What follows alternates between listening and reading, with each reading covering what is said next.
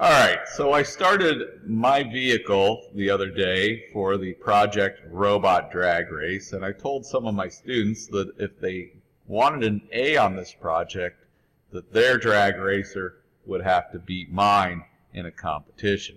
So we shall see. I did this with 7th period. We shall see how they get. But I did want to talk about or review some of the objectives of the assignment and kind of model a little bit what it is I expect you folks to build in your groups. Remember, you have 3 duties. You have mechanical engineer, electrical engineer, and computer engineer. Mechanical engineer is going to be your chief builder.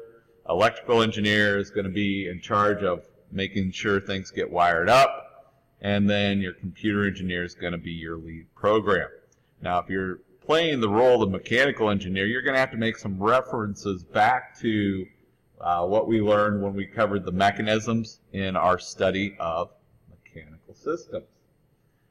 So here's my current drag racer. It is by no means done. It has a ways to go yet. But if you remember the objective from the activity, you have to go 20 feet as fast as you can, and then you have to stop. The quicker you stop, the better your performance will be. So when you do go to code that, you might need to do more than just one set of start motors. You think if you run some start motors, a wait time, and some stop motors, that your objective is fulfilled. But you might do some further programming to make it do a fast stop. Now, you're trying to get it to go 20 feet as quickly as possible. You're going to have to look at some things in regards to the drivetrain. If you see, I have a drive sprocket set up on this side. I have some drive sprockets set up over here.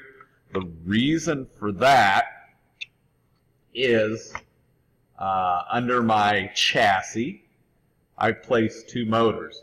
One's going to run one side, one's going to run the other. Now, this is going to be kind of an unusual design because my setup, things are not going to be symmetrical. I'm going to have rear-wheel drive over here. I'm going to have front-wheel drive over here. So I'm going to essentially have a 4-wheel drive vehicle. I have to make sure that my gear ratios are going to be the same for both of my drive axles. And when I go to program that, I'm going to have to make sure that my values are set in such a manner that the wheels are not going against each other, that they're propelling the vehicle forward together.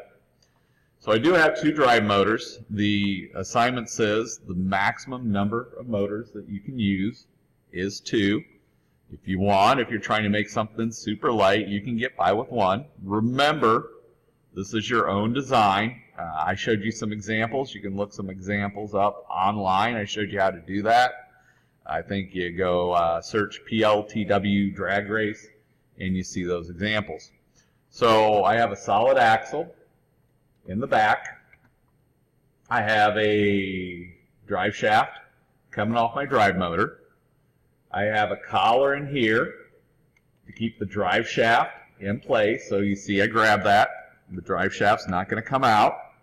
That would be bad if you're traversing the course and your vehicle falls apart. I've got a bearing in place. Remember to use those bearings. Now, you can see that when I mounted this motor, I mounted it with a bearing, so I had to use the longer gold screws. The motors take the gold screws. They have a smaller diameter than the black machine screws, so the gold machine screws are what works in the motor. I used the longer ones so that I could include that with the bearing. I have bearings on each side for my drive axle. I have some spacers, and actually in there, if you see that little silver area, I have some washers as well. What I was trying to make sure is that my drive sprocket and my driven sprocket stay aligned. Also, since I'm trying to increase speed, my drive sprocket, let me turn that a little bit, is larger than my driven sprocket. So you can see drive here is larger than driven in there. I do have to be careful of my gear ratios. If I increase speed too much, then I'm going to lose too much torque to accelerate my vehicle. So let me flip this back over. Like I said, I'm in a little past halfway on constructing this. You'll see my Cortex. The reason I have it set sideways is I had to accommodate the spacing for my two drive axles. I have, here's my driven axle for the front.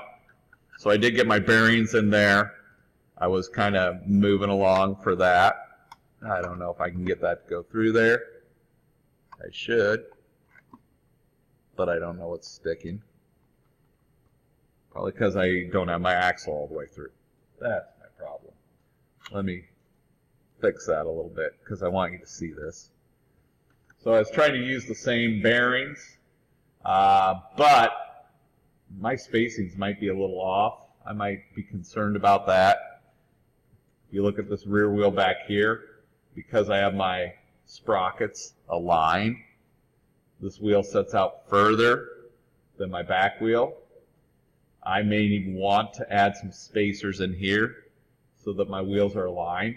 The reason I think I need to do that is I'm worried the car's not going to go in a straight line very well if my wheels are not spaced evenly. So I'm going to have to look ahead to doing that.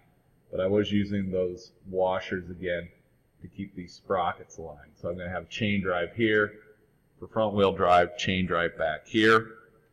I'm going to have to figure out how I want to run my wires over to my motor ports. 2 drive motors. So I'm going to use motor ports 1 and 10. The only other thing I need to look at adding to this, besides spacing my wheels correctly, is the push button. The push button is what's going to actuate my drive motors. So this is just one idea. It's kind of like when you did the spinning sign. It's your own creation. If you've looked at some of the examples around the classroom on the spinning sign, you'll see that there are many different forms of it. So same way with this activity, I'd like to see many different forms of the car. Maybe you have an idea of one that you think would go faster than mine. More power to you if you can figure that out. I accept your challenge. So make sure you refer back to your task sheet on that. Make sure you understand the objectives. Make sure that you understand your responsibility in the group of mechanical engineering, electrical engineering, and computer engineering. And until next time, good luck.